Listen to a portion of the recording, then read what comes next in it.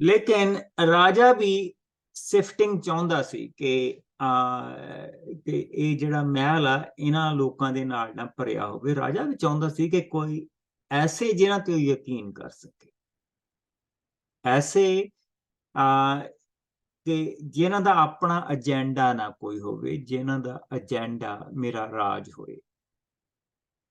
और ऐसे लोग जिन्हों को सचमुच ज्ञान हो। सो उसने ये शर्त रखी कि ठीक है, मेरा सुपना भी दसो, और उस दे नाल सिर्फ मेरा सुपना, सुपने दे नाल उसका अर्थ भी दसो।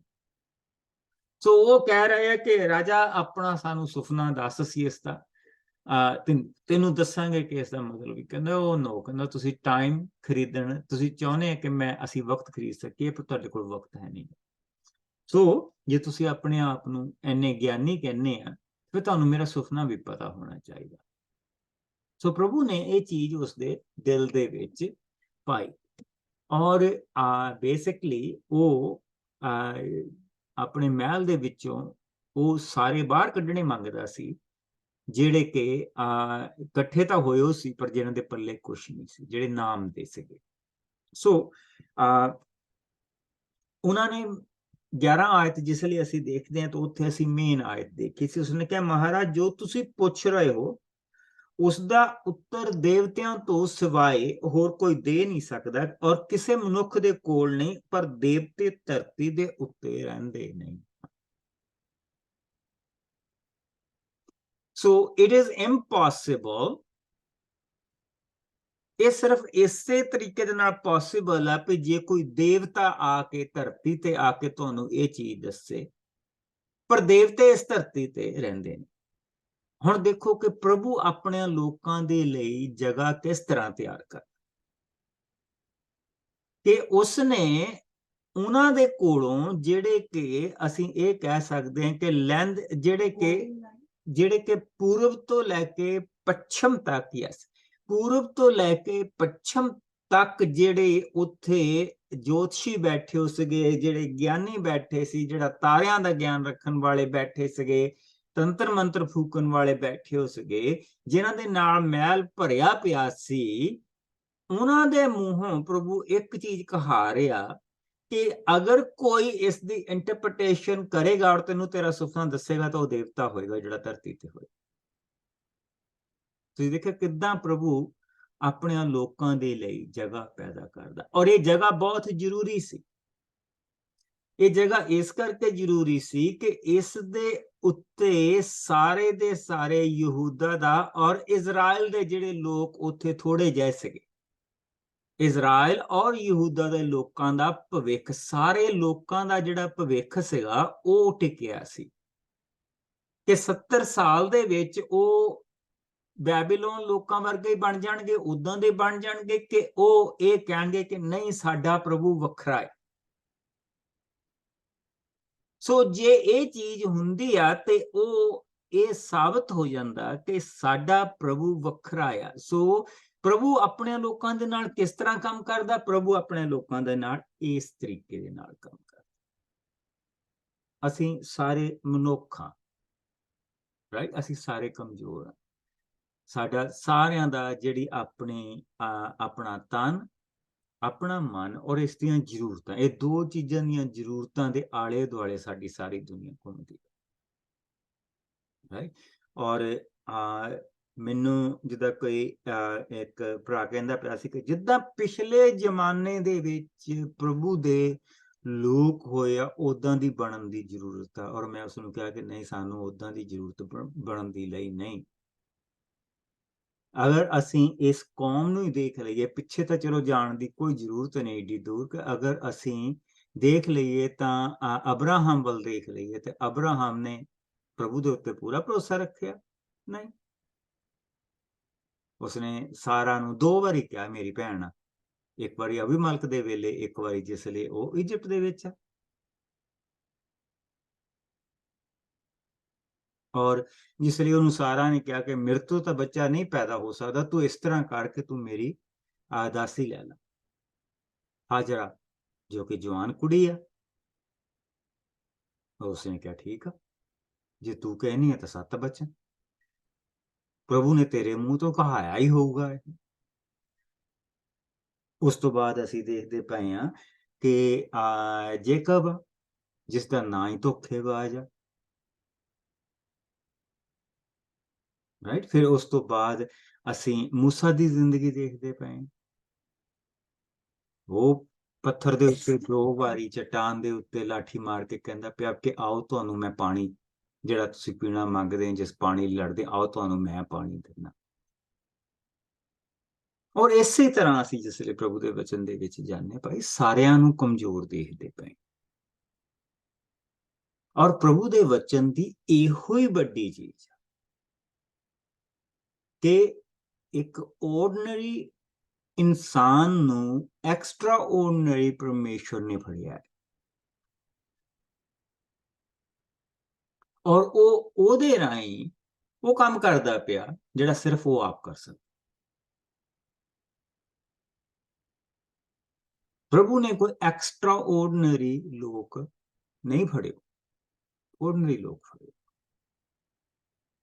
ਔਰ ਉਹ ਆਪ ਐਕਸਟਰਾ ਆਰਡੀਨਰੀ। ਠੀਕ ਇਸੇ ਤਰ੍ਹਾਂ ਇੱਥੇ ਅਸੀਂ ਦੇਖਦੇ ਪਏ ਹਾਂ ਕਿ ਪ੍ਰਭੂ ਆਪਣਿਆਂ ਲੋਕਾਂ ਨੂੰ ਕਿਸ ਤਰ੍ਹਾਂ ਉੱਪਰ ਉਠਾਉਂਦਾ ਪਿਆ, ਕਿਸ ਤਰ੍ਹਾਂ ਉਸਨੇ ਜੇ ਕਿਹਾ ਕਿ ਮੈਂ 70 ਸਾਲ ਬਾਅਦ ਦੁਆਰਾ ਤੁਹਾਨੂੰ ਵਾਪਸ ਉੱਥੇ ਦੁਆਰਾ ਮੈਂ ਤੁਹਾਨੂੰ ਤੁਹਾਡੀਆਂ ਕੰਮਾਂ ਤੋਂ ਛੁਟਕਾਰਾ ਦੇ ਕੇ, ਮੈਂ ਤੁਹਾਡੀਆਂ ਬੁਰਾਈਆਂ ਤੋਂ ਛੁਟਕਾਰਾ ਦੇ ਕੇ, ਤੁਹਾਨੂੰ ਧੋ ਕੇ, ਤੁਹਾਨੂੰ ਸਾਫ਼ ਕਰਕੇ ਲੈ ਕੇ ਆਉਂਗਾ, ਜਿਹੜਾ ਕਿ ਬਹੁਤ ਮੁਸ਼ਕਲ ਚੀਜ਼ ਆ। ਬਿਕਾਜ਼ ਜੇ ਬੈਬੀਲੋਨ ਦੇ ਵਿੱਚ ਚਲੇ ਗਏ ਤਾਂ ਉਹਨਾਂ ਨੂੰ ਬੈਬੀਲੋਨ ਦੇ ਲੋਕਾਂ ਵਰਗੇ ਕੰਮ ਕਰਨੇ ਪੈਣੇ। ਪਰ ਉੱਥੇ ਪ੍ਰਭੂ ਉਹਨਾਂ ਨੂੰ ਕਿਸ ਤਰ੍ਹਾਂ ਆਪਣੇ ਲਈ ਵੱਖਰੇ ਰੱਖਦਾ ਪਿਆ, ਔਰ ਇਹੋ ਹੀ ਚੀਜ਼ ਅਸੀਂ ਪ੍ਰਭੂ ਦੇ ਵਚਨ ਦੇ ਵਿੱਚ ਦੇਖਦੇ ਪਏ ਹਾਂ। ਆਓ ਜੇ ਅਸੀਂ 14 ਆਇਤ ਦੇ ਵਿੱਚ ਪਹੁੰਚ ਗਏ ਹਾਂ, ਔਰ 14 ਤੋਂ ਲੈ ਕੇ ਸਭ ਤੋਂ ਪਹਿਲਾਂ ਅਸੀਂ 23 ਤੱਕ। ਪਰਮੇਸ਼ਰ ਦਾ ਦਾਨੀਅਲ ਉੱਤੇ ਸੁਪਨੇ ਅਤੇ ਉਸ ਦਾ ਅਰਥ ਪ੍ਰਗਟ ਕਰਨਾ। ਤਾਂ ਦਾਨੀਅਲ ਸ਼ਾਹੀ ਰੱਖਿਅਕਾਂ ਦੇ ਸਰਦਾਰ ਅਰਯੋਕ ਕੋਲ ਗਿਆ, ਜਿਸ ਨੂੰ ਸ਼ਾਹੀ ਸਲਾਹਕਾਰਾਂ ਨੂੰ ਕਤਲ ਕਰਨ ਦਾ ਹੁਕਮ ਮਿਲਿਆ ਸੀ। ਦਾਨੀਅਲ ਨੇ ਉਸ ਤੋਂ ਬਹੁਤ ਸੁਲਝੇ ਹੋਏ ਸ਼ਬਦਾਂ ਵਿੱਚ ਪੁੱਛਿਆ, ਰਾਜਾ ਨੇ ਇਹ ਇੰਨਾ ਸਖਤ ਹੁਕਮ ਕਿਉਂ ਦਿੱਤਾ ਹੈ? ਅਰਯੋਕ ਨੇ ਦਾਨੀਅਲ ਨੂੰ ਜੋ ਵਾਪਰਿਆ ਸੀ ਉਸ ਬਾਰੇ ਸਭ ਜਾਣਕਾਰੀ ਦਿੱਤੀ। ਦਾਨੀਅਲ ਨੇ ਤੁਰੰਤ ਜਾ ਕੇ ਰਾਜਾ ਤੋਂ ਮੋਹਲਤ ਮੰਗੀ ਕਿ ਉਹ ਰਾਜਾ ਦੇ ਸੁਪਨੇ ਦਾ ਅਰਥ ਦੱਸ ਸਕੇ। ਤਾਂ ਦਾਨੀਅਲ ਨੇ ਘਰ ਜਾ ਕੇ ਆਪਣੇ ਮਿੱਤਰਾਂ ਹਨਨਿਆ, ਮਿਸ਼ਾਇਲ ਅਤੇ ਅਜ਼ਰਿਯਾਹ ਨੂੰ ਸਭ ਕੁਝ ਦੱਸਿਆ। ਉਸਨੇ ਉਹਨਾਂ ਨੂੰ ਸਵਰਗ ਦੇ ਪਰਮੇਸ਼ਰ ਅੱਗੇ ਦਇਆ ਅਤੇ ਰਹਿਮ ਲਈ ਪ੍ਰਾਰਥਨਾ ਕਰਨ ਲਈ ਕਿਹਾ ਕਿ ਉਹ ਉਹਨਾਂ ਉੱਤੇ ਉਹ ਰਹੱਸ ਨੂੰ ਪ੍ਰਗਟ ਕਰੇ, ਤਾਂ ਜੋ ਉਹ ਬਾਬਲ ਦੇ ਬਾਕੀ ਦੇ ਸਲਾਹਕਾਰਾਂ ਨਾਲ ਕਤਲ ਨਾ ਕੀਤੇ ਜਾਣ। ਸੋ ਉਸ ਰਾਤ ਦਾਨੀਅਲ ਉੱਤੇ ਸਵਰਗ ਦੇ ਪਰਮੇਸ਼ਰ ਨੇ ਇੱਕ ਦਰਸ਼ਨ ਵਿੱਚ ਉਹ ਰਹੱਸ ਪ੍ਰਗਟ ਕੀਤਾ ਅਤੇ ਉਸਨੇ ਇਹ ਕਹਿ ਕੇ ਪਰਮੇਸ਼ਰ ਦੀ ਮਹਿਮਾ ਕੀਤੀ, ਪਰਮੇਸ਼ਰ ਸਭ ਬੁੱਧੀ ਅਤੇ ਸ਼ਕਤੀ ਦਾ ਮਾਲਕ ਹੈ, ਉਸ ਦੀ ਮਹਿਮਾ ਜੁਗੋ ਜੁਗ ਹੋਵੇ। ਉਹ ਸਮੇਂ ਅਤੇ ਮੌਸਮਾਂ ਦਾ ਪ੍ਰਭੂ ਹੈ, ਉਹ ਰਾਜਿਆਂ ਨੂੰ ਗੱਦੀਆਂ ਉੱਤੇ ਬਿਠਾਉਂਦਾ ਅਤੇ ਲਾਉਂਦਾ ਹੈ, ਉਹ ਬੁੱਧੀ ਅਤੇ ਸਮਝ ਦੀ ਦਾਤ ਦਿੰਦਾ ਹੈ, ਉਹ ਗੂੜੇ ਭੇਦਾਂ ਨੂੰ ਪ੍ਰਗਟ ਕਰਦਾ, ਉਹ ਹਨੇਰੇ ਦੀ ਡੂੰਘਾਈ ਦੇ ਰਹੱਸ ਨੂੰ ਜਾਣਦਾ ਅਤੇ ਉਹ ਚਾਨਣ ਦੇ ਨਾਲ ਚਾਰਾਂ ਪਾਸਿਆਂ ਤੋਂ ਘਿਰਿਆ ਹੋਇਆ ਹੈ। ਮੇਰੇ ਪੁਰਖਿਆਂ ਦੇ ਪਰਮੇਸ਼ਰ, ਮੈਂ ਤੇਰੀ ਮਹਿਮਾ ਕਰਦਾ ਤੇ ਤੈਨੂੰ ਆਦਰ ਦਿੰਦਾ ਹਾਂ। ਤੂੰ ਮੇਰੀ ਪ੍ਰਾਰਥਨਾ ਦਾ ਉੱਤਰ ਦਿੱਤਾ ਅਤੇ ਸਾਡੇ ਉੱਤੇ ਪ੍ਰਗਟ ਕੀਤਾ ਹੈ ਕਿ ਅਸੀਂ ਰਾਜਾ ਨੂੰ ਕੀ ਦਸੀਏ। ਆਮੀਨ।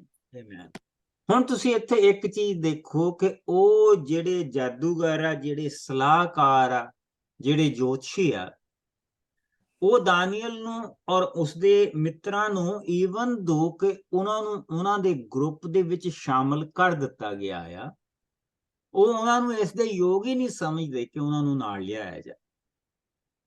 ਔਰ ਇਹ ਸਟੇਟਸ ਆ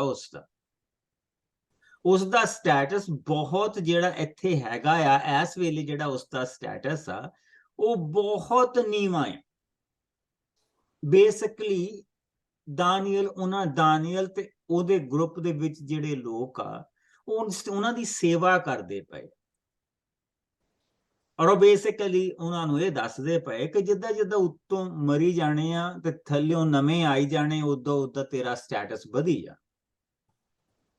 ਸੋ ਆਪਣੇ ਸਮੇਂ ਦਾ ਇੰਤਜ਼ਾਰ ਕਰਦਾ ਪਿਆ। ਉਹਦੇ ਤੱਕ ਇਹ ਖਬਰ ਪਹੁੰਚੀ ਹੈ ਕਿ ਰਾਜਾ ਨੇ ਕਿਹਾ ਕਿ ਮੈਂ ਆਪਣੇ ਸਾਰੇ ਸਲਾਹਕਾਰ ਮਾਰ ਦੇਣੇ, ਮੈਂ ਆਪਣੇ ਸਾਰੇ ਸਿਆਣੇ ਮਾਰ ਦੇਣੇ ਆ, ਸੋ ਉਸਨੇ ਅਰਯੋਕ ਨੂੰ ਜਾ ਕੇ ਪੁੱਛਿਆ। ਉਹਨਾਂ ਜੋਤਸ਼ੀਆਂ ਸਲਾਹਕਾਰਾਂ ਨੇ ਇੰਨਾ ਵੀ ਨਹੀਂ ਸਮਝਿਆ ਕਿ ਅਸੀਂ ਸਾਰਿਆਂ ਨੂੰ ਇਕੱਠੇ ਕਰੀਏ ਔਰ ਜਿਹਨਾਂ ਵਿੱਚ ਇਹ ਵੀ ਸ਼ਾਮਲ ਹੋਣ ਤੇ ਇਹਨਾਂ ਨੂੰ ਦੱਸੀਏ ਵੀ ਕੀ ਹੋ ਰਿਹਾ।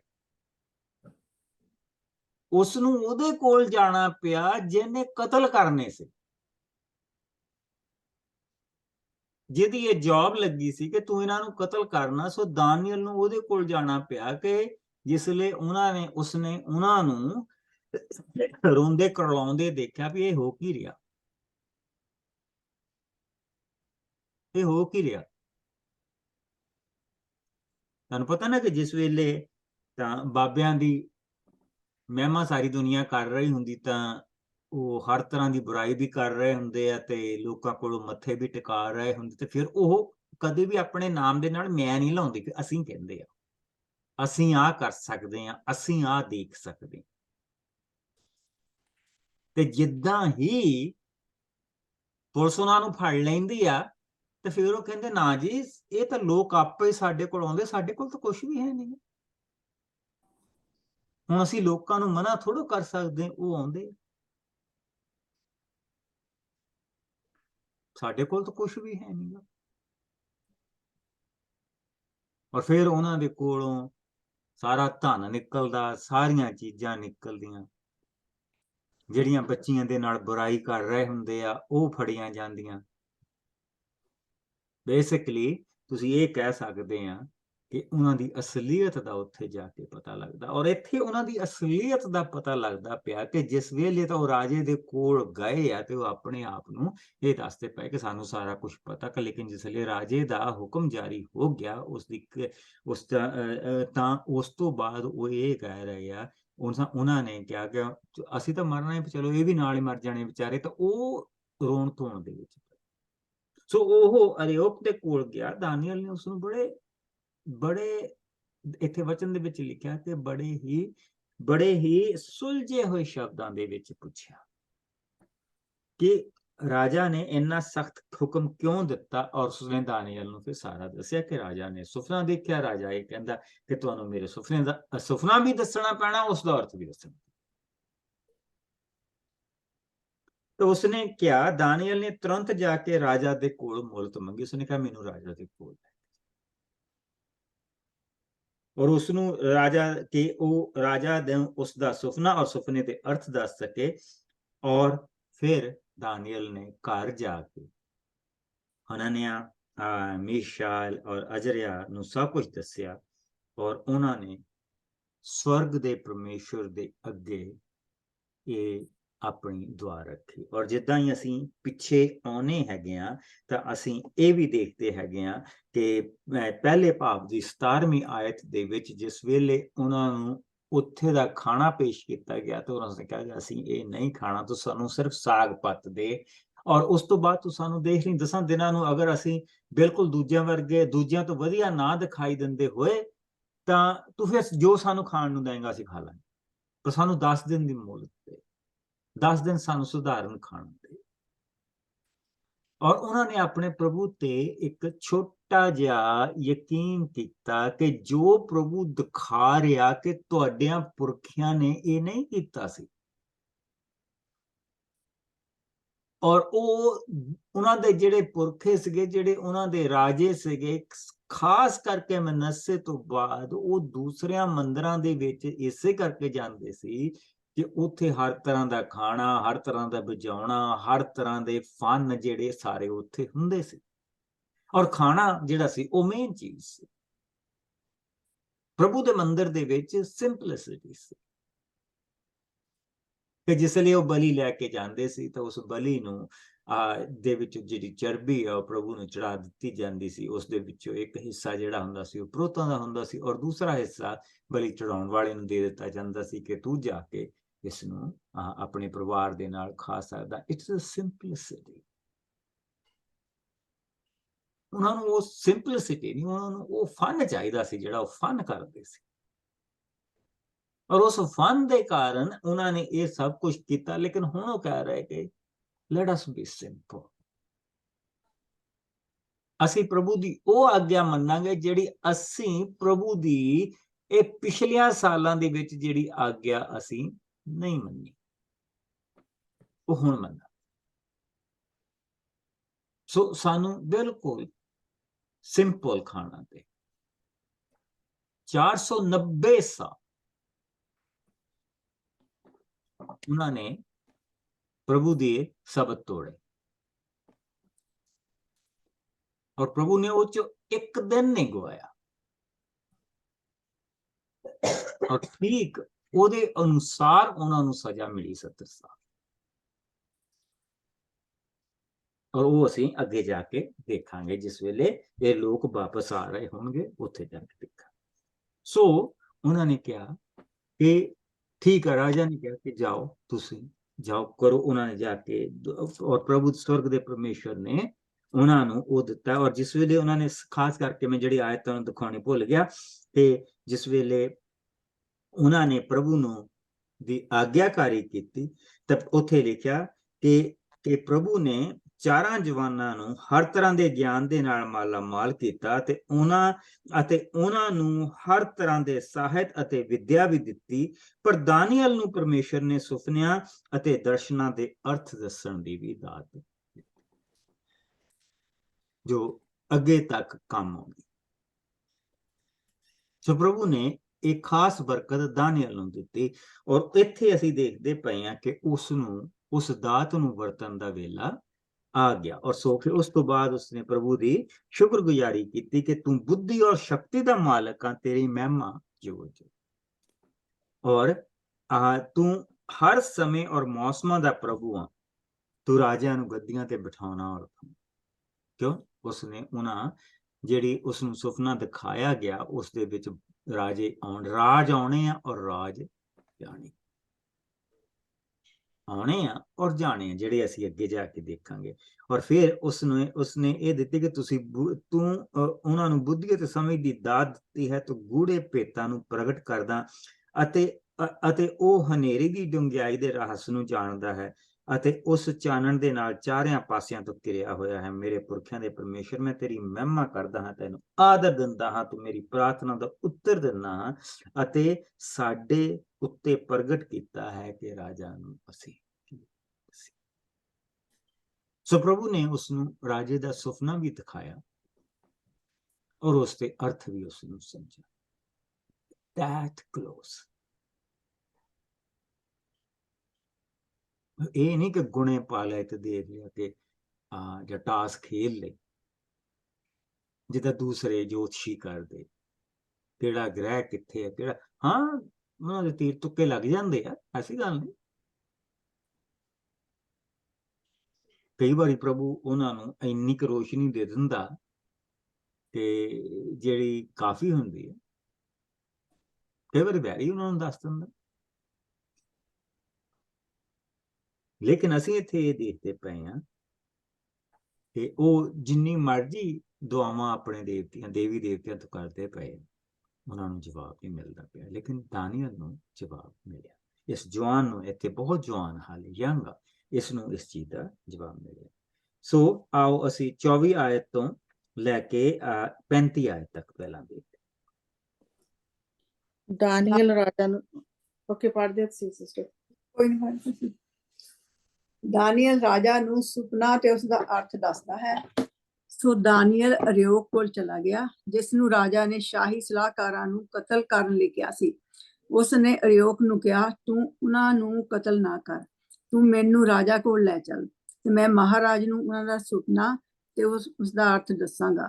ਅਰਯੋਕ ਦਾਨੀਏਲ ਨੂੰ ਤੁਰੰਤ ਰਾਜਾ ਨਬੂਕਦਨੇਸਰ ਕੋਲ ਲੈ ਗਿਆ ਤੇ ਉਸ ਨੇ ਰਾਜਾ ਨੂੰ ਕਿਹਾ, ਮਹਾਰਾਜ, ਮੈਨੂੰ ਯਹੂਦੀ ਪ੍ਰਵਾਸੀਆਂ ਵਿੱਚੋਂ ਇੱਕ ਮਨੁੱਖ ਮਿਲਿਆ ਹੈ ਜੋ ਤੁਹਾਡੇ ਸੁਪਨੇ ਦਾ ਰਹੱਸ ਤੁਹਾਡੇ ਉੱਤੇ ਪ੍ਰਗਟ ਕਰੇਗਾ। ਰਾਜਾ ਨੇ ਦਾਨੀਏਲ ਤੋਂ ਪੁੱਛਿਆ, ਜੋ ਬੇਲਤਸ਼ੱਸਰ ਦਿਖਾਉਂਦਾ ਸੀ, ਕੀ ਤੂੰ ਮੇਰਾ ਦੇਖਿਆ ਸੁਪਨਾ ਤੇ ਉਸਦੇ ਅਰਥ ਨੂੰ ਮੇਰੇ ਉੱਤੇ ਪ੍ਰਗਟ ਕਰ ਸਕਦਾ ਹੈ? ਦਾਨੀਏਲ ਨੇ ਉੱਤਰ ਦਿੱਤਾ, ਮਹਾਰਾਜ, ਕੋਈ ਜੋਤਸ਼ੀ ਜਾਂ ਜਾਦੂਗਰ ਜਾਂ ਸਿਆਣਾ ਤੁਹਾਡੇ ਸੁਪਨੇ ਦਾ ਰਹੱਸ ਨਹੀਂ ਦੱਸ ਸਕਦਾ ਹੈ, ਸਗੋਂ ਇਹ ਸਵਰਗ ਦਾ ਪਰਮੇਸ਼ਰ ਹੀ ਦੱਸ ਸਕਦਾ ਹੈ, ਜਿਸ ਨੇ ਮਹਾਰਾਜ ਨੂੰ ਅੱਗੇ ਭਵਿੱਖ ਵਿੱਚ ਕੀ ਹੋਣ ਵਾਲਾ ਹੈ ਉਸ ਬਾਰੇ ਦੱਸਿਆ ਹੈ। ਹੁਣ ਮੈਂ ਤੁਹਾਡਾ ਸੁਪਨਾ ਤੇ ਉਸ ਦਾ ਅਰਥ ਤੁਹਾਨੂੰ ਦੱਸਾਂਗਾ। ਮਹਾਰਾਜ, ਤੁਸੀਂ ਜਦੋਂ ਸੌਂ ਰਹੇ ਸੀ, ਭਵਿੱਖ ਬਾਰੇ ਸੁਪਨਾ ਵੇਖਿਆ ਅਤੇ ਪਰਮੇਸ਼ਰ ਜੋ ਗੁਪਤ ਭੇਤਾਂ ਨੂੰ ਪ੍ਰਗਟ ਕਰਦਾ ਹੈ ਨੇ ਤੁਹਾਨੂੰ ਵਿਖਾਇਆ ਕਿ ਕੀ ਵਾਪਰਨ ਵਾਲਾ ਹੈ। ਇਹੋ ਭੇਤ ਪ੍ਰਭੂ ਨੇ ਮੇਰੇ ਤੇ ਪ੍ਰਗਟ ਕੀਤਾ, ਇਸ ਲਈ ਨਹੀਂ ਕਿ ਮੈਂ ਕਿਸੇ ਹੋਰ ਤੋਂ ਅਧਿਕ ਬੁੱਧੀਮਾਨ ਹਾਂ, ਪਰ ਇਸ ਲਈ ਕਿ ਤੁਸੀਂ ਆਪਣੇ ਵੇਖੇ ਸੁਪਨੇ ਦਾ ਅਰਥ ਜਾਣ ਸਕੋ ਤੇ ਉਹਨਾਂ ਵਿਚਾਰਾਂ ਨੂੰ ਸਮਝ ਸਕੋ ਜੋ ਤੁਹਾਡੇ ਤੱਕ ਪਹੁੰਚੇ ਹਨ। ਮਹਾਰਾਜ, ਤੁਸੀਂ ਆਪਣੇ ਸੁਪਨੇ ਵਿੱਚ ਇੱਕ ਵੱਡਾ ਤੇ ਉੱਚਾ ਬੁੱਤ ਦੇਖਿਆ ਜੋ ਬਹੁਤ ਚਮਕ ਰਿਹਾ ਸੀ ਤੇ ਉਹ ਦੇਖਣ ਵਿੱਚ ਭਿਅੰਕਰ ਸੀ। ਉਸ ਦਾ ਸਿਰ ਸ਼ੁੱਧ ਸੋਨੇ ਦਾ, ਛਾਤੀ ਅਤੇ ਬਾਹਾਂ ਚਾਂਦੀ ਦੀਆਂ, ਢਿੱਡ ਤੇ ਪੱਟ ਕਹੇ ਦੇ, ਲੱਤਾਂ ਲੋਹੇ ਦੀਆਂ ਤੇ ਉਸਦੇ ਪੈਰ ਲੋਹੇ ਅਤੇ ਮਿੱਟੀ ਦੇ ਮਿਲੇ ਜੁਲੇ ਸਨ। ਜਦੋਂ ਤੁਸੀਂ ਦੇਖ ਰਹੇ ਸੋ ਤਾਂ ਇੱਕ ਵੱਡਾ ਪੱਥਰ ਜੋ ਚਟਾਨ ਵਿੱਚੋਂ ਆਪਣੇ ਆਪ ਉਖੜ ਕੇ ਲੋਹੇ ਅਤੇ ਮਿੱਟੀ ਦੇ ਪੈਰਾਂ ਉੱਤੇ ਜਾ ਡਿੱਗਾ, ਜੋ ਟੋਟੇ ਟੋਟੇ ਹੋ ਗਏ। ਤਾਂ ਤੁਰੰਤ ਲੋਹਾ, ਮਿੱਟੀ, ਕਹਾਂ, ਚਾਂਦੀ ਅਤੇ ਸੋਨਾ ਪਿਸ ਕੇ ਪੈੜ ਦੀ ਤੂੜੀ ਵਾਂਗ ਹੋ ਗਏ, ਜਿਸ ਨੂੰ ਹਵਾ ਉਡਾ ਕੇ ਲੈ ਗਈ ਤੇ ਉਸ ਦਾ ਪਿੱਛੋਂ ਨਿਸ਼ਾਨ ਤੱਕ ਨਾ ਰਿਹਾ। ਪਰ ਉਹ ਪੱਥਰ ਜੋ ਬੁੱਤ ਉੱਤੇ ਡਿੱਗਾ ਸੀ ਨੇ ਇੱਕ ਵੱਡੇ ਪਹਾੜ ਦਾ ਰੂਪ ਧਾਰ ਲਿਆ, ਜਿਸ ਨਾਲ ਸਾਰੀ ਧਰਤੀ ਭਰ ਗਈ। ਆਮੀਨ। ਅਸੀਂ ਸਭ ਤੋਂ ਪਹਿਲਾਂ ਉਸਨੇ ਰਾਜਾ ਦਾ ਉਸਨੂੰ ਸੁਪਨਾ ਦੱਸਿਆ, ਔਰ ਉਸ ਸੁਪਨੇ ਦੇ ਵਿੱਚ ਜਿਹੜੀ ਰਾਤ ਨੂੰ ਉਸਨੇ ਜਿਹੜੀ ਚੀਜ਼ ਦੇਖੀ ਸੀ, let me put it on ਦਾ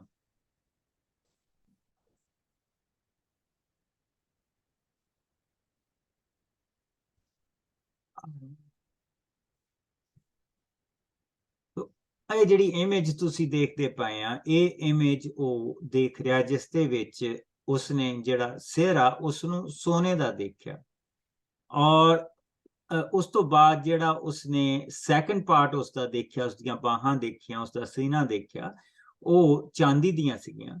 ਫਿਰ ਉਸ ਤੋਂ ਬਾਅਦ ਉਸਨੇ ਜਿਹੜਾ ਅਗਲਾ ਹਿੱਸਾ ਦੇਖਿਆ ਉਹ ਬ੍ਰੌਂਜ਼ ਦਾ ਬਣਿਆ ਹੋਇਆ ਸੀ, ਕਹੇ ਦਾ ਬਣਿਆ ਹੋਇਆ ਸੀ। ਲੱਤਾਂ ਜਿਹੜੀਆਂ ਸੀਗੀਆਂ ਉਹ ਲੋਹੇ ਦੀਆਂ ਬਣੀਆਂ ਹੋਈਆਂ ਸੀ, ਔਰ ਜਿਹੜੇ ਪੈਰ ਸੀਗੇ ਉਹ ਮਿਲੀ ਜੁਲੀ ਧਾਤ, ਔਰ ਉਸ ਦੇ ਵਿੱਚ ਅਸੀਂ ਇਹ ਦੇਖਦੇ ਪਏ ਹਾਂ ਕਿ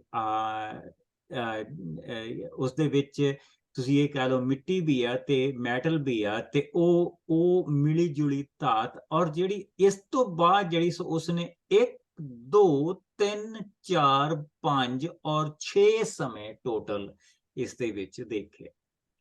ਪਹਿਲਾ ਜਿਹੜਾ ਸਮਾਂ ਉਹ ਸੋਨੇ ਦਾ, ਦੂਜਾ ਚਾਂਦੀ ਦਾ, ਤੀਸਰਾ ਬ੍ਰੌਂਜ਼ ਦਾ, ਜਾਣੀ ਕਿ ਕਹੇ ਦਾ, ਫਿਰ ਲੋਹੇ ਦਾ, ਤਾਂ ਫਿਰ यानी कि मिट्टी और लोहा मिक्स आ, जिस दे नाल पैर बने हुआ और टोज बने हुआ। और फिर उसने क्या कि उसदे उत्ते एक आके स्वर्ग तो पत्थर टकराया, और वो जेड़ा सारा दा सारा बुत सी वो उड़ गया, बेसिकली वो खत्म हो गया, और वो चट्टान जेड़ी सी उसने बधना शुरू कर दिता, और अंत इन्ना ही चट्टान बढ़ गई कि उसदे नाल सारी धरती भर गई। सो ये उसनू दानियल ने ये चीज राजा नू दसी। ओके, राजा ने यह सुपना देखा। हुण इसदा अर्थ की है, उसने उस तो पूछया, उसनू दस्या कि उसने कहा कि मैं महाराज हुण मैं तुहानू इसदा अर्थ दसदा। 36 आयत तो लैके आओ जी, असीं इसनू 45 आयत तक देखिए। ਮਹਾਰਾਜ, ਇਹ ਸੀ ਤੁਹਾਡਾ ਸੁਪਨਾ। ਹੁਣ ਮੈਂ ਤੁਹਾਨੂੰ ਇਸ ਦਾ ਅਰਥ ਵੀ ਦੱਸਾਂਗਾ। ਮਹਾਰਾਜ, ਤੁਸੀਂ ਧਰਤੀ ਉੱਤੇ ਸਭ ਤੋਂ ਵੱਡੇ ਰਾਜਾ ਹੋ। ਸਵਰਗ ਦੇ ਪਰਮੇਸ਼ਰ ਨੇ ਤੁਹਾਨੂੰ ਸਮਰਾਟ ਬਣਾਇਆ ਅਤੇ ਤੁਹਾਨੂੰ ਸ਼ਕਤੀ, ਬਲ ਤੇ ਆਦਰ ਦਿੱਤਾ ਹੈ। ਪਰਮੇਸ਼ਰ ਨੇ ਤੁਹਾਨੂੰ ਸਾਰੀ ਧਰਤੀ ਅਤੇ ਪਸ਼ੂ ਪੰਛੀਆਂ ਦਾ ਸ਼ਾਸਕ ਬਣਾਇਆ ਹੈ। ਤੁਸੀਂ ਸੋਨੇ ਦਾ ਸਿਰ ਹੋ। ਤੁਹਾਡੇ ਪਿੱਛੋਂ ਇੱਕ ਹੋਰ ਰਾਜਾ ਹੋਵੇਗਾ ਜੋ ਤੁਹਾਡੇ ਤੋਂ ਘੱਟ ਸ਼ਕਤੀਸ਼ਾਲੀ ਹੋਵੇਗਾ, ਅਤੇ ਉਸ ਦੇ ਪਿੱਛੋਂ ਤੀਜਾ ਰਾਜਾ ਕਹੇ ਦਾ ਹੋਵੇਗਾ ਜੋ ਸਾਰੀ ਧਰਤੀ ਉੱਤੇ ਰਾਜ ਕਰੇਗਾ। ਫਿਰ ਇੱਕ ਚੌਥਾ ਰਾਜਾ ਹੋਵੇਗਾ ਜੋ ਲੋਹੇ ਦਾ ਹੋਵੇਗਾ। ਉਹ ਲੋਹੇ ਵਾਂਗ ਸਭ ਨੂੰ ਪੀ ਸੁੱਟੇਗਾ ਅਤੇ ਆਪਣੇ ਤੋਂ ਹੋਏ ਪਹਿਲੇ ਰਾਜਾ ਨੂੰ ਨਾਸ਼ ਕਰ ਦੇਵੇਗਾ। ਤੁਸੀਂ ਇਹ ਵੀ ਦੇਖਿਆ ਹੈ ਕਿ ਪੈਰ ਮਿਲੇ ਜੁਲੇ ਮਿੱਟੀ ਅਤੇ ਲੋਹੇ ਦੋਹਾਂ ਦੇ ਬਣੇ ਹੋਏ ਸਨ, ਜਿਸ ਦਾ ਅਰਥ ਹੈ ਕਿ ਇਹ ਰਾਜ ਵੰਡਿਆ ਹੋਇਆ ਹੋਵੇਗਾ, ਕਿਉਂਕਿ ਤੁਸੀਂ ਲੋਹਾ ਮਿੱਟੀ ਵਿੱਚ ਮਿਲਿਆ ਹੋਇਆ ਦੇਖਿਆ। ਪੈਰਾਂ ਦੀਆਂ ਉਂਗਲੀਆਂ ਲੋਹੇ ਅਤੇ ਮਿੱਟੀ ਦੀਆਂ ਬਣੀਆਂ ਹੋਈਆਂ ਸਨ, ਜਿਸ ਦਾ ਅਰਥ ਹੈ ਕਿ ਇਸ ਰਾਜ ਦਾ ਕੁਝ ਹਿੱਸਾ ਤਕੜਾ ਹੋਵੇਗਾ ਤੇ ਕੁਝ ਮਾੜਾ। ਤੁਸੀਂ ਇਹ ਵੀ ਦੇਖਿਆ ਕਿ ਲੋਹਾ ਮਿੱਟੀ ਦੇ ਨਾਲ ਮਿਲਿਆ ਹੋਇਆ ਹੈ, ਜਿਸ ਦਾ ਅਰਥ ਹੈ ਇਸ ਰਾਜ ਦੇ ਸ਼ਾਸਕ ਆਪਣੇ ਆਪ ਨੂੰ ਵਿਆਹ ਸ਼ਾਦੀਆਂ ਦੇ ਰਾਹੀਂ ਇਕੱਠੇ ਕਰਨ ਦੀ ਕੋਸ਼ਿਸ਼ ਕਰਨਗੇ, ਪਰ ਉਹ ਅਸਫਲ ਰਹਿਣਗੇ, ਕਿਉਂਕਿ ਲੋਹਾ ਅਤੇ ਮਿੱਟੀ ਮਿਲ ਕੇ ਇੱਕ ਨਹੀਂ ਹੋ ਸਕਦੇ ਹਨ। ਇਹਨਾਂ ਸ਼ਾਸਕਾਂ ਦੇ ਸਮੇਂ ਵਿੱਚ ਹੀ ਸਵਰਗ ਦਾ ਪਰਮੇਸ਼ਰ ਇੱਕ ਇਹੋ ਜਿਹੇ ਰਾਜ ਦੀ ਸਥਾਪਨਾ ਕਰੇਗਾ ਜਿਸ ਦਾ ਕੋਈ ਅੰਤ ਨਹੀਂ ਹੋਵੇਗਾ। ਉਹ ਰਾਜ ਇਹਨਾਂ ਸਭ ਰਾਜਾਂ ਨੂੰ ਨਾਸ਼ ਕਰ ਦੇਵੇਗਾ ਅਤੇ ਆਪ ਹਮੇਸ਼ਾ ਤੱਕ ਕਾਇਮ ਰਹੇਗਾ। ਤੁਸੀਂ ਦੇਖਿਆ ਹੈ ਕਿ ਕਿਸ ਤਰ੍ਹਾਂ ਇੱਕ ਪੱਥਰ ਚਟਾਨ ਤੋਂ ਵੱਖ ਹੋ ਕੇ ਉਸ ਬੁੱਤ ਨੂੰ ਜਾ ਲੱਗਾ ਜੋ ਲੋਹੇ, ਕਹੇ, ਮਿੱਟੀ, ਚਾਂਦੀ, ਸੋਨੇ ਦਾ ਬਣਿਆ ਹੋਇਆ ਸੀ। ਸੋ ਮਹਾਰਾਜ ਮਹਾਨ ਪਰਮੇਸ਼ਰ ਨੇ ਤੁਹਾਡੇ ਉੱਤੇ ਉਹ ਸਭ ਪ੍ਰਗਟ ਕੀਤਾ ਹੈ ਜੋ ਭਵਿੱਖ ਵਿੱਚ ਹੋਵੇਗਾ। ਮੈਂ ਤੁਹਾਡਾ ਸੁਪਨਾ ਜੋ ਤੁਸੀਂ ਦੇਖਿਆ ਤੇ ਉਸ ਦਾ ਅਰਥ ਕੀ ਹੈ ਸਭ ਠੀਕ ਦੱਸ ਦਿੱਤਾ। ਸੋ ਜਿਸ ਸਮੇਂ ਦੇ ਵਿੱਚ ਬਾਈਬਲ ਦੇ ਵਿੱਚ ਅਸੀਂ ਇਸ ਵੇਲੇ ਬੈਠੇ ਆ, ਅਬਾਊਟ 587 ਸਾਲ ਪਹਿਲਾਂ ਪ੍ਰਭੂ ਯਿਸੂ ਮਸੀਹ ਤੋਂ, ਸੋ ਇਹ ਜਿਹੜਾ ਸਮਾਂ ਆ ਇਹ ਨਬੂਕਦਨਸਰ ਤੋਂ ਬਾਅਦ ਉਸਦਾ ਬੇਟਾ ਜਿਹੜਾ ਹੈਗਾ ਆ ਬੈਲਸ਼ਸਟਰ, ਜਿਸ ਨੇ ਰਾਜ ਕਰਨਾ, ਇਹ ਉਸਨੇ ਕਿਹਾ ਕਿ ਤੇਰਾ ਜਿਹੜਾ ਰਾਜ ਆ ਉਹ ਸੋਨੇ ਦਾ ਹੋਏਗਾ, ਤੂੰ ਮਹਾਨ ਰਾਜਾ ਕਹਾਂਗਾ। ਉਸ ਤੋਂ ਬਾਅਦ ਜਿਹੜੀ ਦੂਸਰੀ ਚੀਜ਼ ਉਸਨੇ ਦੱਸੀ ਕਿ ਤੇਰੇ ਤੋਂ ਬਾਅਦ ਫਿਰ ਅਸੀਂ ਇਹ ਦੇਖਦੇ ਪਏ ਹਾਂ, ਅਸੀਂ ਰਾਜਾ ਖੋਰਸ ਨੂੰ ਦੇਖਣਾ, ਸਾਇਰਸ ਨੂੰ ਦੇਖਣਾ ਬਾਈਬਲ ਦੇ ਵਿੱਚ, ਔਰ ਉਸ ਦੀ ਸੰਤਾਨਾਂ ਨੂੰ ਅਸੀਂ ਦੇਖਣਾ ਕਿ ਜਿਹੜਾ ਕਿ ਮਸੀਹ ਦੇ ਆਉਣ ਤੋਂ ਕੋਈ 300 ਸਾਲ ਤੱਕ, ਸੋ ਮਸੀਹ ਦੇ ਆਉਣ ਤੋਂ 400 ਸਾਲ ਪਹਿਲਾਂ ਜਿਹੜੀ ਮਲਾਕੀ ਦੇ ਰਾਹੀਂ ਆਖਰੀ ਜਿਹੜੀ ਕਿਤਾਬ ਆ ਉਹ ਮੈਲਾਕਾਈ ਦੀ ਹੈ, ਔਰ ਉਹ ਯਿਸੂ ਮਸੀਹ ਦੇ ਆਉਣ ਤੋਂ 400 ਸਾਲ ਪਹਿਲਾਂ ਦਿੱਤੀ ਗਈ ਸੀ। ਸੋ ਅਸੀਂ ਜਿਹੜਾ ਦੇਖਣਾ, ਅਸੀਂ ਬੈਬੀਲੋਨ ਦਾ ਔਰ ਪਰਸ਼ੀਆ ਦਾ ਜਿਹੜਾ ਅੱਧੇ ਤੋਂ ਵੀ ਥੋੜਾ ਜਿਹਾ ਘੱਟ ਜਿਹੜਾ ਰਾਜ ਆ, ਅਬਾਊਟ 30% ਜਿਹੜਾ ਰਾਜ ਆ, ਉਹ ਅਸੀਂ ਬਾਈਬਲ ਦੇ ਵਿੱਚੋਂ ਦੇਖਣਾ, ਜਿਸ ਦੇ ਵਿੱਚ ਐਸਟਰ ਹੋਣੀ ਆ, ਜਿਸ ਲਈ ਉਹ ਵਾਪਸ ਆਏ ਆ, ਜਿਸ ਲਈ ਮੁੜ ਕੇ ਮੰਦਿਰ ਬਣਾਇਆ, ਅਸੀਂ ਨਹਿਮਾਇਆ, ਅਜਰਾ ਦੀਆਂ ਪੋਥੀਆਂ ਦੇਖਣੀਆਂ। ਸੋ ਉਹ ਅਬਾਊਟ ਅਸੀਂ ਦੂਸਰੇ ਜਿਹੜਾ ਰਾਜ ਆ ਉਸ ਦਾ ਕੋਈ 100 ਸਾਲ ਅਸੀਂ ਬਾਈਬਲ ਦੇ ਵਿੱਚੋਂ ਦੇਖਣਾ, ਲੇਕਿਨ ਉਹਨਾਂ ਦਾ ਜਿਹੜਾ ਰਾਜ ਆ ਉਸ ਤੋਂ ਬਾਅਦ ਵੀ ਕੋਈ 100 ਸਾਲ ਰਿਹਾ, ਜਿਸ ਨੂੰ ਸਾਇਲੈਂਟ ਪੀਰੀਅਡ ਕਿਹਾ ਜਾਂਦਾ। ਅਸੀਂ ਉਹਨਾਂ ਰਾਜਿਆਂ ਨੂੰ ਦੇਖਣਾ ਕਿ ਜਿਨ੍ਹਾਂ ਨੇ, ਰਾਜਾ ਸਾਇਰਸ ਨੇ ਆਪਣਾ ਜਿਹੜਾ ਰਾਜ ਆ ਉਹ ਹਿੰਦੁਸਤਾਨ ਤੱਕ ਵਧਾਇਆ, ਔਰ ਫਿਰ ਉਸ ਤੋਂ ਬਾਅਦ ਅਸੀਂ ਦੇਖਣਾ ਕਿ ਉਸਦਾ ਜਿਹੜਾ ਬੇਟਾ ਆ ਯਕਸੀ, ਉਹ ਗੱਦੀ ਦੇ ਉੱਤੇ ਬੈਠਾ। ਯਕਸੀ ਦਾ ਵਿਆਹ ਫਿਰ ਐਸਟਰ ਦੇ ਨਾਲ ਹੋਇਆ। ਫਿਰ ਅਸੀਂ ਇਹ ਦੇਖਣਾ ਹੈਗਾ ਕਿ ਐਸਟਰ ਦਾ ਗਾਂ ਜਿਹੜਾ ਬੇਟੇ ਸੀਗੇ ਉਹ ਦਾਰੀਅਸ, ਔਰ ਦਾਰੀਅਸ ਜਿਹੜਾ ਸੀਗਾ ਉਹ ਜਿਸਲੇ ਗੱਦੀ ਦੇ ਉੱਤੇ ਬੈਠਾ, ਉਸ ਸਮੇਂ ਦੇ ਵਿੱਚ, ਉਸ ਸਾਇਲੈਂਟ ਸਾਲਾਂ ਦੇ ਵਿੱਚ ਅਸੀਂ ਸਾਰੇ ਦਾ ਸਾਰਾ ਜਿਹੜਾ ਹੈਗਾ ਆ ਵੱਖਰੇ ਹਿਸਟਰੀ ਦੇ ਵਿੱਚੋਂ ਅਲੈਗਜ਼ੈਂਡਰ ਦਾ ਪੂਰਾ ਰਾਜ ਦੇਖਣਾ, ਔਰ ਉਸੇ ਸਾਇਲੈਂਟ ਸਮੇਂ ਦੇ ਵਿੱਚ ਅਲੈਗਜ਼ੈਂਡਰ ਖਤਮ ਹੋ ਜਾਂਦਾ, ਠੀਕ, ਔਰ ਜਿਸਲੇ ਅਲੈਗਜ਼ੈਂਡਰ ਉਸੇ ਸਮੇਂ ਦੇ ਵਿੱਚ ਖਤਮ ਹੋ ਜਾਂਦਾ, ਫਿਰ ਅਸੀਂ ਜਾ ਕੇ ਜਿਹੜਾ ਵਚਨ ਦੇ ਵਿੱਚ ਦੇਖਣਾ ਕਿ ਕਿਸ ਤਰ੍ਹਾਂ ਉਹਦਾ ਜਿਹੜਾ ਰਾਜ ਆ ਉਹ 4 ਹਿੱਸਿਆਂ ਦੇ ਵਿੱਚ ਵੰਡ ਹੋ ਗਿਆ, ਰਾਈਟ। ਫਿਰ ਕਿਸ ਤਰ੍ਹਾਂ ਉਸਦੇ ਇੱਕ ਜਿਹੜਾ ਸੈਨਾਪਤੀ ਸੀਗਾ ਉਸਦਾ ਰਾਜ ਫਿਰ ਵੀ ਅੱਜ ਦੇ ਸਾਰੇ ਪਾਕਿਸਤਾਨ ਤੱਕ ਜਿਹੜਾ ਸੀਗਾ, ਔਰ ਅਸੀਂ ਦੂਸਰੇ ਪਾਸੇ ਇਹ ਕਹਿ ਸਕਦੇ ਹਾਂ ਕਿ ਰਿਵਰ ਬਿਆਸ ਤੱਕ, ਬਿਆਸ ਦੀ ਜਿਹੜਾ ਦਰਿਆ ਆ, ਯਾਨੀ ਕਿ ਅੰਮ੍ਰਿਤਸਰ ਦਾ ਜਿਹੜਾ ਸਾਰਾ ਇਲਾਕਾ ਸੀਗਾ, ਇਹ ਸਾਰੇ ਦਾ ਸਾਰਾ ਰੋਮਨਸ ਦੇ ਹੱਥਾਂ ਦੇ ਵਿੱਚ ਸੀਗਾ, ਔਰ ਅਸੀਂ ਉਸ ਕਿਉਂਕਿ ਉਹ ਮਿਕਸ ਹੋ ਗਏ ਸੀਗੇ, ਔਰ ਅਸੀਂ ਉਸ ਸਮੇਂ ਦੇ ਵਿੱਚ ਜਿੱਦਾਂ ਚੰਦਰਗੁਪਤ ਮੌਰਿਆ ਔਰ ਮੌਰਿਆ ਖਾਨਦਾਨ ਦੇ ਅਸ਼ੋਕ ਦੇ ਖਾਨਦਾਨ, ਜਿਹੜਾ ਰਾਜਾ ਅਸ਼ੋਕ, ਜਿਸ ਦੇ ਉੱਤੇ ਅਸੀਂ ਜਿਸ ਲਈ ਆਪਣੇ ਸਿੱਕੇ ਦੇਖਦੇ ਹਾਂ, ਉਸ ਸਿੱਕਿਆਂ ਦੇ ਪਿੱਛੇ ਜਿਹੜੇ ਸ਼ੇਰ ਦੀ ਪਿਕਚਰ ਆ, ਅਸੀਂ ਉਸ ਦੇ ਬਾਰੇ ਸਾਰਾ ਕੁਝ ਦੇਖਾਂਗੇ। ਔਰ ਫਿਰ ਜਿਹੜਾ ਉਸੇ ਸਾਇਲੈਂਟ ਪੀਰੀਅਡ ਦੇ ਵਿੱਚ ਹੀ ਅਸ਼ੋਕ ਦਾ ਰਾਜ ਔਰ ਸਾਰੀਆਂ ਚੀਜ਼ਾਂ ਹੋਈਆਂ, ਔਰ ਉਸ ਤੋਂ ਬਾਅਦ ਫਿਰ ਇਹਨਾਂ ਨੇ ਵਿਆਹ ਦੇ ਰਾਹੀਂ, ਸੰਧੀਆਂ ਦੇ ਰਾਹੀਂ, ਯਾਨੀ ਕਿ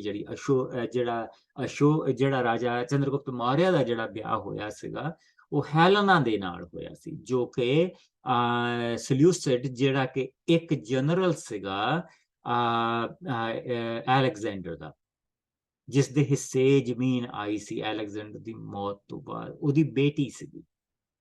ਔਰ ਫਿਰ ਅਸੀਂ ਉਹ ਵਿਆਹਾਂ ਦੀਆਂ ਸੰਧੀਆਂ ਦਾ ਜਿਸ ਤਰ੍ਹਾਂ ਸਾਨੂੰ ਇਹ ਦੱਸਿਆ ਗਿਆ, ਔਰ ਫਿਰ ਅਸੀਂ ਦੇਖਣਾ ਕਿ ਪ੍ਰਭੂ ਯਿਸੂ ਮਸੀਹ ਦਾ ਆਉਣਾ, ਉਹ ਜਿਹੜੀ ਕੰਕੜੀ ਜਿਹੜੀ ਸਵਰਗ ਤੋਂ ਜਿਹੜੀ ਚਟਾਨ ਆਈ ਆ, ਜਿਹੜੀ ਬੜੀ ਛੋਟੇ ਰੂਪ ਦੇ ਵਿੱਚ ਆਈ ਆ, ਉਹ ਚਟਾਨ ਆ ਕੇ ਉਹਨਾਂ ਪੈਰਾਂ ਦੇ ਵਿੱਚ ਵੱਜੀ। ਉਹ ਪ੍ਰਭੂ ਯਿਸੂ ਮਸੀਹ ਦੇ ਆਉਣ ਦੀ ਨਿਸ਼ਾਨੀ ਹੈ।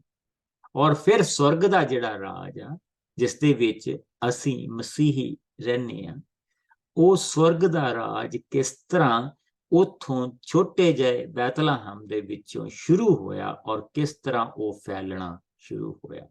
ਸੋ ਫਿਰ ਅਸੀਂ ਸਾਰੇ ਨਵੇਂ ਨਿਯਮ ਦੇ ਵਿੱਚ ਉਹਦੇ ਵਿੱਚ ਦੀ ਗੁਜ਼ਰਾਂਗੇ। ਸੋ ਡੈਨੀਅਲ ਦੀ ਪੋਥੀ ਜਿਹੜੀ ਹੈਗੀ ਆ, ਉਸ ਦੇ ਵਿੱਚ ਅਸੀਂ ਬੇਸਿਕਲੀ ਸਾਰੀ ਦੀ ਸਾਰੀ ਜਿਹੜੀ ਚਰਚ ਦਾ ਇਤਿਹਾਸ ਆ, ਅਸੀਂ ਉਸ ਨੂੰ ਦੇਖਾਂਗੇ। ਪਰ ਇਸ ਨੂੰ ਤੋੜ ਕੇ ਨਹੀਂ ਪੜਾਂਗੇ, ਇੱਥੇ ਪੜਾਂਗੇ, ਲੇਕਿਨ ਵਾਪਸ ਅਸੀਂ ਡੈਨੀਅਲ ਦੀ ਪੋਥੀ, ਜੇ ਅਸੀਂ ਨਵੇਂ ਨਿਯਮ ਦੇ ਵਿੱਚ ਜਾਵਾਂਗੇ, ਵਾਪਸ ਡੈਨੀਅਲ ਦੀ ਪੋਥੀ ਤੇ ਆਵਾਂਗੇ, ਵਾਪਸ ਇਜ਼ਕੀਏਲ ਦੀ ਪੋਥੀ ਤੇ ਆਵਾਂਗੇ, ਵਾਪਸ ਯਸਾਇਆ ਦੀ ਪੋਥੀ ਦੇ ਵਿੱਚ ਆਵਾਂਗੇ, ਵਾਪਸ ਨਬੀਆਂ ਦੀ ਪੋਥੀਆਂ ਦੇ ਵਿੱਚ ਆਵਾਂਗੇ, ਜਿਹੜੀਆਂ ਚੀਜ਼ਾਂ ਉਹਨਾਂ ਨੇ ਪ੍ਰਭੂ ਯਿਸੂ ਮਸੀਹ ਉਸ ਚਟਾਨ ਦੇ ਬਾਰੇ ਕਹੀਆਂ ਕਿ ਉਹ ਚਟਾਨ ਆ ਕੇ ਪੈਰਾਂ ਦੇ ਉੱਤੇ ਲੱਗੀ ਔਰ ਉਹ ਜਿਹੜਾ ਬਣਿਆ ਸੀ, ਜਿਹੜਾ ਉਸਦੇ ਸੁਪਨਿਆਂ ਦਾ ਜਿਹੜਾ ਬੁੱਤ ਸੀਗਾ, ਉਹ ਸਾਰੇ ਦਾ ਸਾਰਾ ਟੱਟ ਗਿਆ।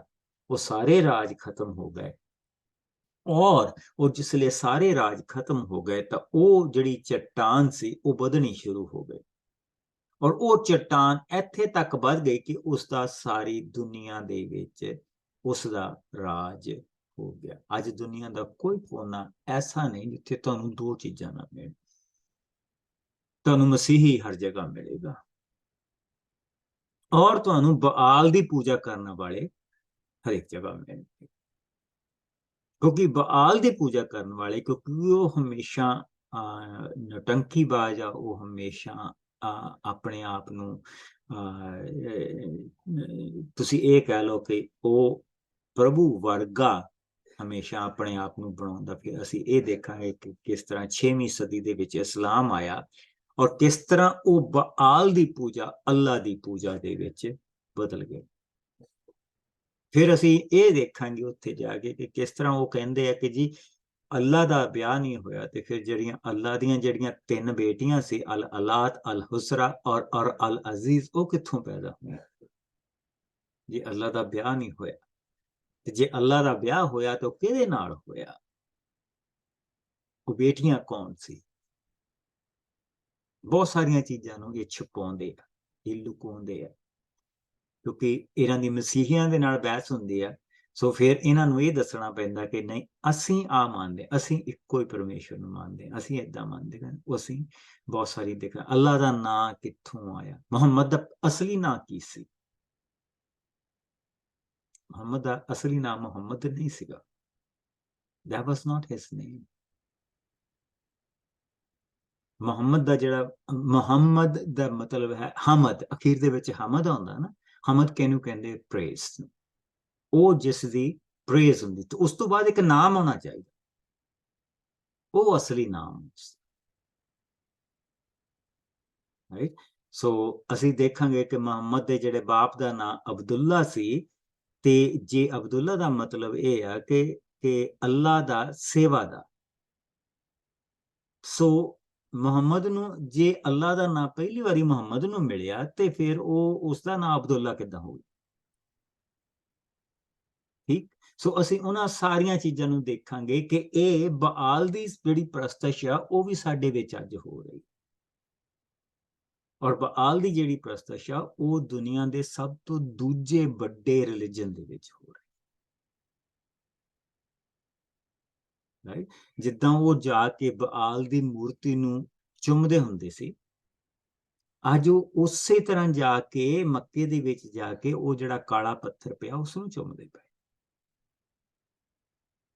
ਗਰੀਬ ਬੰਦਾ ਉਹਦੇ ਲਾਗੇ ਨਹੀਂ ਜਾ ਸਕਦਾ ਕਿ ਜਿਹੜੇ VIP ਆ, ਵੈਰੀ ਜਿਹੜੇ ਬਹੁਤ ਇੰਪੋਰਟੈਂਟ ਜਿਹੜੇ person, right, very important person, ਉਹੀ ਪਹਿਲੀ ਜਿਹੜੀ ਲਾਈਨ ਹੁੰਦੀ ਹੈ ਉਹਦੇ ਵਿੱਚ ਉਹੀ ਜਾ ਸਕਦੇ ਔਰ ਉਹੀ ਉਸ ਪੱਥਰ ਨੂੰ ਚੁੰਮ ਸਕਦੇ ਆ। ਜਿਹੜੇ ਦੂਜੇ ਮੁਸਲਮਾਨ ਆ, ਉਹ ਦੂਰੋਂ, ਜਿੱਦਾਂ ਆਪਣੇ ਬੱਚਿਆਂ ਨੂੰ ਅਸੀਂ ਜਿੱਦਾਂ ਕਿਸ, ਫਲਾਈਂਗ ਕਿਸ ਦੇਈਦੇ ਆ, ਉਹ ਦੂਰੋਂ ਜਿਸ ਲਈ ਉਸ ਪੱਥਰ ਨੂੰ ਦੇਖਦੇ ਆ ਤਾਂ ਉਹ ਉਸ ਨੂੰ ਫਲਾਈਂਗ ਕਿਸ ਦਿੰਦੇ ਆ। ਸੋ ਜੇ ਉਹ ਬੁੱਤ ਪ੍ਰਸਤੀ ਨਹੀਂ ਤਾਂ ਫਿਰ ਉਹ ਕੀ ਹੈ?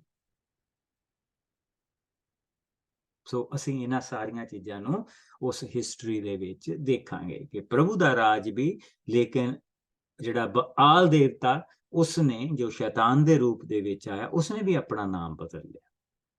ਉਸਨੇ ਵੀ ਆਪਣੀਆਂ ਸਾਰੀਆਂ ਚੀਜ਼ਾਂ ਉਦਾਂ ਦੀਆਂ ਕਰੀਬ ਉਦਾਂ ਦੀਆਂ ਬਣਾ ਲਈਆਂ।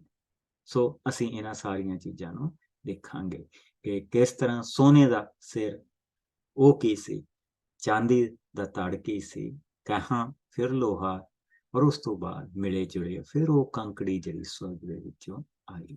ਸੋ ਇਹ ਸਾਰੀਆਂ ਚੀਜ਼ਾਂ ਪ੍ਰਭੂ ਉਸ ਨੂੰ ਦਿਖਾਉਂਦਾ ਪਿਆ। ਸੋ ਕੱਲ ਨੂੰ ਅਸੀਂ 46 ਆਇਤ ਤੋਂ ਸ਼ੁਰੂ ਕਰਾਂਗੇ ਔਰ ਇਸ ਚੈਪਟਰ ਨੂੰ ਖਤਮ ਕਰਾਂਗੇ। ਆਓ ਦੁਆ ਕਰੀਏ। ਪਿਆਰੇ ਪ੍ਰਭੂ, ਤੇਰਾ ਬਹੁਤ ਸ਼ੁਕਰ ਕਰਦੇ ਹਾਂ ਤੇਰੀ ਦਇਆ ਦੇ ਲਈ, ਤੇਰੀ ਰਹਿਮ ਦੇ ਲਈ, ਕਿ ਜਿੱਥੇ ਵੀ ਤੂੰ ਸਾਨੂੰ ਲੈ ਕੇ ਜਾਣਾ, ਕਿਸੇ ਵੀ ਹਾਲਤ ਦੇ ਵਿੱਚ ਹੋਈਏ ਖੁਦਾਵੰਦ, ਤੂੰ ਆਪਣਿਆਂ ਲੋਕਾਂ ਦੇ ਨਾਲ, ਤੂੰ ਆਪਣਿਆਂ ਲੋਕਾਂ ਨੂੰ ਛੱਡਦਾ। ਹਰ ਹਾਲਤ ਦੇ ਵਿੱਚ ਤੇਰਾ ਹੱਥ ਸਾਡੇ ਨਾਲ ਹੁੰਦਾ। ਇਸੇ ਤਰ੍ਹਾਂ ਪ੍ਰਭੂ ਜੀ, ਅੱਜ ਮੇਰੇ ਭੈਣ ਭਰਾ ਆਪਣਾ ਤੇਰਾ ਹੱਥ ਆਪਣੇ ਨਾਲ ਦੇਖ ਸਕਣ। ਬੁਰੇ ਔਰ ਬੁਰਾਈ ਤੋਂ ਸਾਨੂੰ ਬਚਾ ਕੇ ਰੱਖੀ, ਆਪਣੀ ਨਜ਼ਦੀਕੀ ਚ ਬਣਾ ਕੇ ਰੱਖੀ, ਯਿਸੂ ਮਸੀਹ ਦੇ ਮਿੱਠੇ ਪਿਆਰੇ ਨਾਮ ਚ। Bless you. ਖੁਦਾਵੰਦ ਤੁਹਾਨੂੰ ਬਰਕਤ ਹੈ।